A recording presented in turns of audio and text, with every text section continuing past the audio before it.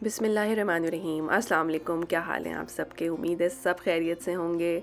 चलें जी, हमारा दिन स्टार्ट हो गया है और हम जा रहे हैं अपने बच्चों को स्कूल छोड़ने के लिए। और मुझे अक्सर लोग जो हैं वो स्नो देख के मैसेज करते हैं कि आपके पास बहुत ठंड होती है।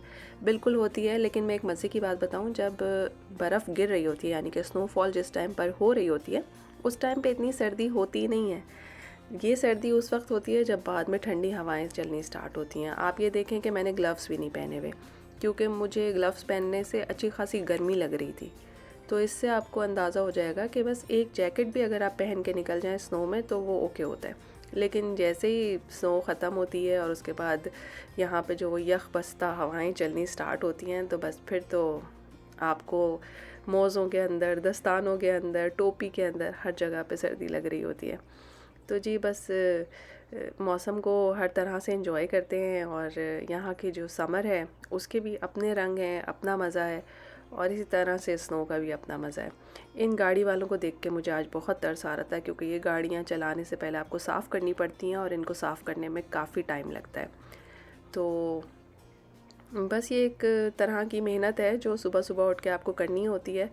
और आप ये घोंसला देख रहे हैं, ये घोंसला गर्मी हो या सर्दी बिल्कुल ऐसे ही रहता है, अपनी जगह पे कायम। परिंदे चले जाते हैं और गर्मियाँ होती हैं तो परिंदे आ जाते हैं। तो आपने नोट किया कि इस पूरी सड़क पे इस वक्त सिर्फ मैं अकेली हूँ। इस मौसम में कोई बाहर नहीं निकलता। बस मैं सोचती हूँ कि जब तैयार होकर निकल ही गई हूँ तो थोड़ी सी वॉक भी कर लूँ। बस ये होना चाहिए कि आइस ना हो। आइस ना हो तो फिर आप वॉक भी कर सकते हैं और इन्जॉय भी कर सकते हैं। तो ये जो आपको ज़मीन पे पड़ी हुई चीज़ें नज़र आ रही हैं, ये सॉल्ट है। इसकी वजह से बर्फ़ जो है वो जमती नहीं है और आप फिसलने से भी बच जाते हैं। अमूमन ब्लैक आइस जिन दिनों में होती है उन दिनों में ये सॉल्ट डाला जाता है। तो चलें चलते हैं अपनी रेसिपी की तरफ। और आज हम बनाएंगे सर्दियों की ख़ास सौगात, और वो है बेसन के पराठे। मिस्सी रोटी भी कहते हैं इसको, और हमारी अम्मा जो हैं वो बहुत ही शौक़ से जो है वो बनाया करती थी, ना सिर्फ सर्दियों में बल्कि गर्मियों में भी।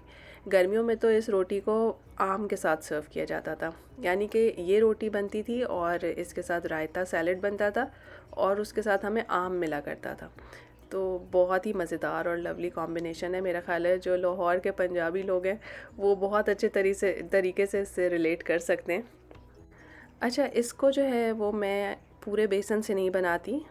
आप समझें कि अगर 3 हिस्से बेसन है तो 1 हिस्से मैं इसके अंदर जो है वो आटा डालती हूँ।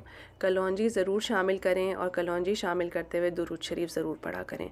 ये मेरी सालों पुरानी आदत है। मैं जब आटा गूंथती हूँ, चाहे वो नॉर्मल रोटी का हो, चाहे वो बेसन के पराठों का हो, मैं ज़रूर कलौंजी डालती हूँ और उसको डालने से पहले एक दफ़ा दुरूद शरीफ ज़रूर पढ़ती हूँ। हदीस है कलौंजी में शिफ़ा है, तो क्यों ना आप इसको इस्तेमाल करें और डेली बेसिस पे इस्तेमाल करें। इंशाल्लाह ताला अल्लाह ताला हर चीज़ में आपके लिए फ़ायदा बख्शेंगे। तो जी आटे के अंदर ही मैंने हरी मिर्चें, धनिया, प्याज, नमक, मिर्च, ज़ीरा, साबुत धनिया, थोड़ी सी हल्दी। अब इसको आप अपने हिसाब से मिर्चों वाला बना सकते हैं। वैसे जितना चटपटा होता है उतना अच्छा होता है। ये आटा गूंदना थोड़ा सा मुश्किल होता है क्योंकि ये हाथों पे स्टिक करता है। इसमें बेसन ज़्यादा है और गेहूं का आटा कम है, तो इस वजह से हाथ पे स्टिक करता है। लेकिन जब आप एक दफ़ा इसको एक शेप दे दें तो उसके बाद इस पर ऑयल लगाएं और इसे अच्छी तरह से गूंदें। तो जब आप इसे अच्छी तरह से गूंदेंगे तो फिर ये हाथों पे चिपकना बंद हो जाएगा, और इसको थोड़ा सा ऑयल लगा के आप ढक के आधे पौने घंटे के लिए रख दीजिए, और उसके बाद फिर आप रोटियां पकानी स्टार्ट करें। तवे को अच्छी तरह से मैंने गरम कर लिया है और उसके बाद जो है वो मैं पराठा बनाना स्टार्ट करूँगी। इस स्टेज पे भी ये काफ़ी स्टिक करेगा आपके हाथ पे। बहुत से लोग जो हैं वो ड्राई आटा नहीं इस्तेमाल करते बेसन की रोटियां बनाते हुए, बल्कि इसकी जगह तेल लगाते हैं। लेकिन मैं ड्राई आटा ही इस्तेमाल करती हूँ, यानी कि जो नॉर्मल गेहूँ का आटा है आप उसी को इस्तेमाल कीजिए। और थोड़ा थोड़ा सा आटा लगाते जाएँ और इसे बेलते जाएँ, और एंड में जो है वो अच्छी तरह से इसको झाड़ लें, ताकि बहुत ज़्यादा जो है वो आटा लगा हुआ ना हो।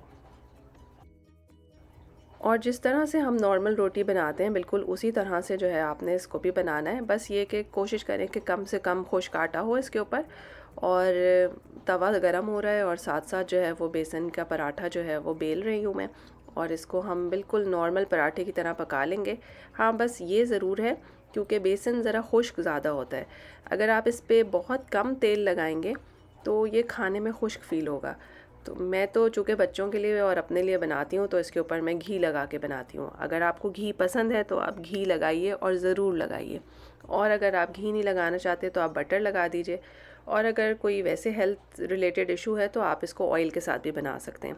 लेकिन बस इस बात का ख़्याल रखें कि बेसन जो है वो थोड़े से ज़्यादा तेल में पकेगा तो ज़्यादा मज़ेदार और सॉफ्ट रोटी बनेगी। इसको आपने बहुत हल्की आंच पे नहीं पकाना, मीडियम आंच पे आप पकाएंगे, आपका बेसन का पराठा तैयार है। और जी ये जो पराठा है ये बेसन का पराठा नहीं है, ये नॉर्मल पराठा है। क्योंकि जिस तरह से हर घर में रंग बिरंगे बच्चे होते हैं, हमारे घर में भी हैं, तो कुछ लोग बेसन का पराठा खाना चाहते थे, कुछ प्लेन पराठा खाना चाहते थे, और जो मेरी बेटी है छोटी वाली, वो मीठा पराठा खाना चाहती थी। तो जी उसके लिए ये मीठा पराठा बन रहा है। तो मैंने एक दफ़ा जब दाल सीरीज़ की थी तो मुझे किसी ने कहा था आपके यहाँ सब लोग दाल खा लेते हैं? तो नहीं जी, हमारा कोई एक्स्ट्रा ऑर्डिनरी घर नहीं है, हमारे यहाँ भी हर तरह के लोग मौजूद हैं। जो दाल खाने वाले हैं वो भी 2-3 हैं, और जो ना खाने वाले हैं वो भी मौजूद हैं। इसी तरह से बेसन का पराठा ना खाने वाले भी मौजूद हैं, तो उनके लिए बन रहा है मीठा पराठा। और मीठा पराठा जो है वो आपको पता है 2 तरह से बन सकता है, या तो इसी तरह से चीनी अंदर डाल के बना दीजिए, या फिर नॉर्मल पराठा बना के उसके ऊपर चीनी डाल के उसका रोल बना दें। तो मेरे बच्चे बहुत शौक़ से खाते हैं। अंदर मैंने काफ़ी घी लगाया था तो इसलिए इसको मैं ऑयल में बना रही हूँ। और एक बात आप लोग मुझे बताएं, हमारी अम्मी और हमारी सास दोनों मीठे पराठे को ना हाथों से अच्छी तरह से, इस तरह से क्या कहना चाहिए, क्रश कर देती थी पकाने के बाद, कि ये सॉफ्ट रहता है। इतना गर्म था, मेरा हाथ तो नहीं लग रहा था इसको, तो मैंने चम्मच से उसको ऐसे फोल्ड कर दिया। आपको कोई इसका रीज़न पता है? ज़रूर मुझे बताइएगा। तो जी ये थे हमारे बेसन के मज़ेदार से पराठे। इंग्रेडिएंट्स की लिस्ट आपको डिस्क्रिप्शन में मिल जाएगी। वीडियो पसंद आई है तो लाइक कीजिए, चैनल को सब्सक्राइब कीजिए, और कमेंट करके मुझे बताइए कि आपको ये वीडियो कैसी लगी। अगर आपको आसानियाँ चाहिए तो दूसरों को भी आसानियाँ दीजिए। फिर मिलेंगे एक नई वीडियो के साथ। अल्लाह हाफ़िज़।